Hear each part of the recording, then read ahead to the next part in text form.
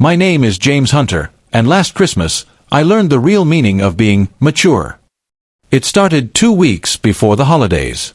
My wife, Clara, and I had planned to host Christmas dinner for her family at our house.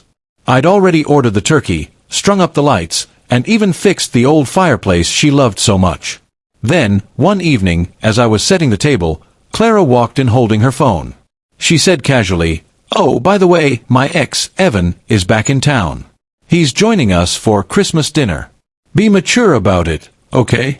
I froze mid-motion. "Your ex? As in, the guy you dated for 4 years before we met?" She smiled, brushing it off. "Yes. He's a family friend. My parents invited him. It would be rude not to include him." I stared at her. "You didn't even ask me." "James," she said firmly, "it's Christmas. Please don't make a scene." I took a slow breath. "I'm not making a scene. I'm just surprised." She gave me that look, the one that meant the conversation was over. "You're a grown man. Be mature." I nodded, forcing a smile. "Sure. Mature. Got it." But deep down, I already knew, this Christmas was going to test me more than any before. The day arrived with cold wind, warm lights, and tension thick enough to cut with a knife. Her parents showed up first, all cheer and hugs. Then came her sister and brother-in-law. Everything felt normal again. Until the doorbell rang. Clara opened it, and there he was, tall, charming, perfectly dressed. Evan. He smiled wide. "Merry Christmas." Clara hugged him a little too long, then led him in. "Everyone, you remember Evan?" Her parents beamed. "Of course. It's been ages." And there I was, standing by the fireplace, feeling like an uninvited guest in my own home. Evan's eyes landed on me. "Ah, James, right? Clara's husband. Great to finally meet you." "Likewise," I said, shaking his hand. His grip was firm, too firm. Dinner started off fine. Conversation flowed, laughter filled the air, and I tried to ignore how often Clara and Evan exchanged stories. Inside jokes from years ago, moments I wasn't a part of. At one point, Evan leaned back and said with a grin, "Remember that ski trip, Clara?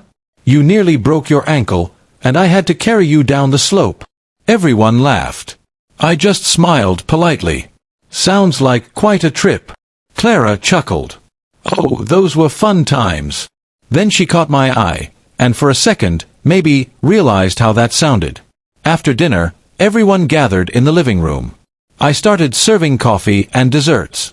Evan, of course, offered to help. He took the tray from my hands and said loudly, "You've got a great setup here, James.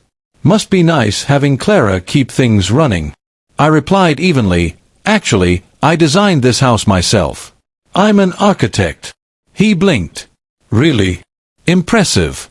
I thought Clara said you worked in construction." Clara's smile faltered. "No, I said he started there, years ago." The room went quiet for a beat. I placed the tray down gently. Everyone starts somewhere. What matters is where they end up. Her father nodded approvingly.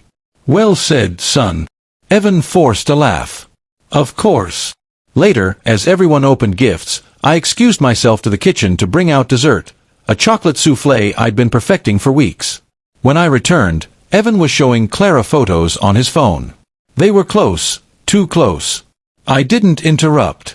Instead, I set down the dessert, cleared my throat, and said, "Before everyone digs in, I have a little surprise." Clara looked confused. "What surprise?" I smiled. "Remember that small project I told you about?" From my pocket, I pulled out an envelope and handed it to her. Inside was a printed feature article from Modern Design Monthly. Their latest issue had profiled my architecture firm, naming us one of the top 10 emerging companies in the state. Her father's eyes widened. "This is incredible, James." Clara's jaw dropped. "You didn't tell me." I shrugged. Didn't want to ruin the surprise. Evan leaned over to read it, his smile fading. "Wow, that's quite something." "Thank you," I said calmly. "It's been a good year." Then I added with a gentle grin, "I guess maturity pays off." The room laughed. Even Clara did, though hers sounded nervous. After dinner, Evan made an early exit. He shook my hand again, less confidently this time. "You've built quite a life here, James." "Really? Appreciate that," I said, meeting his eyes. "Safe travels." When the door closed, Clara turned to me, eyes soft. "I'm sorry. I didn't realize how awkward that would be." I smiled. "It's okay. I was mature about it, remember?" She laughed weakly. "You really were. Maybe more than I deserved."